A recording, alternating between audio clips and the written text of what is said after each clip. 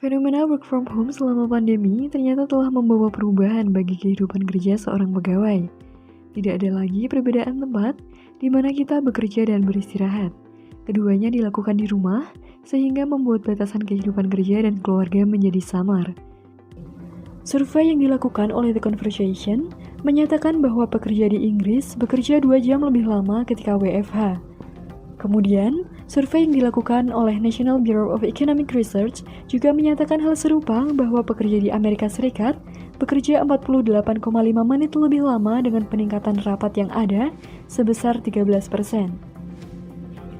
Konsep WFH pada akhirnya tidak hanya sekedar bekerja dari rumah, tetapi juga menambah jam kerja. Berdasarkan penelitian yang dilakukan oleh Joshi dan Kaur tahun 2020, WFH juga membuat para pekerja kesulitan dalam mengatur waktu mereka. Sebanyak 35% pekerja merasa tidak mampu menyeimbangkan kehidupan kerja dengan kehidupan pribadi. Hilangnya batasan dan adanya penambahan waktu kerja dapat memicu ketidakseimbangan antara waktu kerja dengan kehidupan pribadi. Hal tersebut dapat dikatakan sebagai tidak tercapainya work-life balance.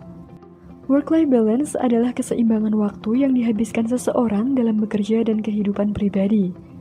Menurut Wong, Bandar, dan Saili tahun 2017, terdapat 3 komponen yang perlu dipenuhi agar tercipta work-life balance. Yang pertama, adanya keseimbangan waktu yang digunakan untuk bekerja dan kehidupan pribadi. Yang kedua, keseimbangan dalam keterlibatan kegiatan kerja dengan kegiatan keluarga. Dan yang ketiga adalah keseimbangan dalam kepuasan yang didapat dari kerja dan lingkungan keluarga. Akan tetapi, survei sebelumnya mengindikasikan adanya ketidakseimbangan waktu karena pekerja menghabiskan waktu kerja lebih lama saat WFH, sehingga dapat dikatakan bahwa work-life balance tidak tercapai. Nah, sebenarnya, seberapa penting sih ketercapaian work-life balance untuk karyawan? Yang pertama, adanya work-life balance dapat meningkatkan loyalitas organisasi dan komitmen afektif. Penelitian yang dilakukan oleh Rahmawati kepada 772 guru di Jakarta menunjukkan bahwa work-life balance berpengaruh positif secara langsung terhadap loyalitas. Dengan demikian, loyalitas karyawan dapat ditingkatkan melalui perbaikan work-life balance. Sementara itu, komitmen afektif adalah ikatan emosional terhadap organisasi yang dapat menyebabkan karyawan ingin bertahan dalam organisasi tersebut. Komitmen afektif ini juga dapat ditingkatkan melalui keseimbangan kehidupan kerja. Kemudian yang kedua, kesehatan yang lebih baik di masa yang akan datang. Beberapa penelitian menunjukkan bahwa jam kerja yang fleksibel yang masih dalam kontrol karyawan memiliki dampak yang positif terhadap kesehatan. Di sisi lain, durasi kerja yang lama berdampak buruk bagi kesehatan. Salah satunya terhadap kardiovaskular dan kesehatan mental. Gangguan kesehatan mental yang paling umum terjadi adalah gangguan kecemasan dan juga depresi. Kemudian yang ketiga, adanya work-life balance dapat meminimalisir work-family conflict. European Agency for Safety and Health at Work menjelaskan bahwa work-family conflict adalah sumber stres akibat tekanan dari lingkungan pekerjaan dan keluarga yang bertabrakan.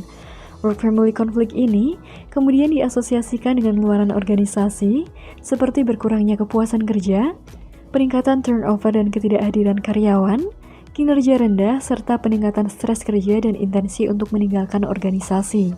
Kemudian yang keempat, adanya work-life balance dapat mengurangi ketegangan hubungan personal.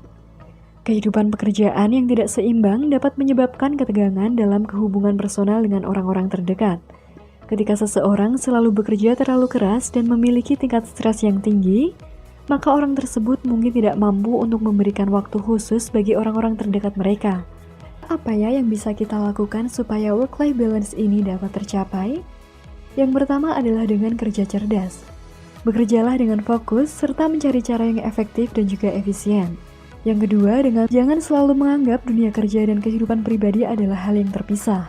Yang ketiga, atur waktu dan lakukan pekerjaan mulai dari prioritas, apakah itu ranah kerja atau ranah rumah, dan jangan ragu untuk mengatakan tidak pada hal-hal yang kurang dianggap penting. Yang keempat, peduli terhadap diri sendiri. Kelima, berinteraksi dan berdiskusi dengan teman dapat meningkatkan produktivitas dan membantu menemukan solusi dari masalah yang ada. Yang keenam, pekerja bekerja dimotivasi oleh kompensasi karena kompensasi yakni uang dibutuhkan oleh mereka dan keluarganya.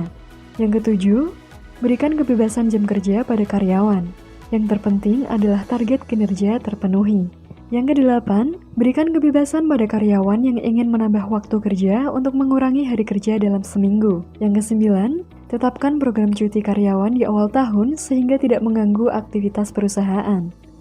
Dan yang terakhir, teleconference dan telecommuting. Apabila digunakan secara efektif, sebetulnya karyawan dapat lebih fleksibel, tidak membebani kehidupan rumah tangga, serta dapat menghemat tenaga, waktu, dan juga uang.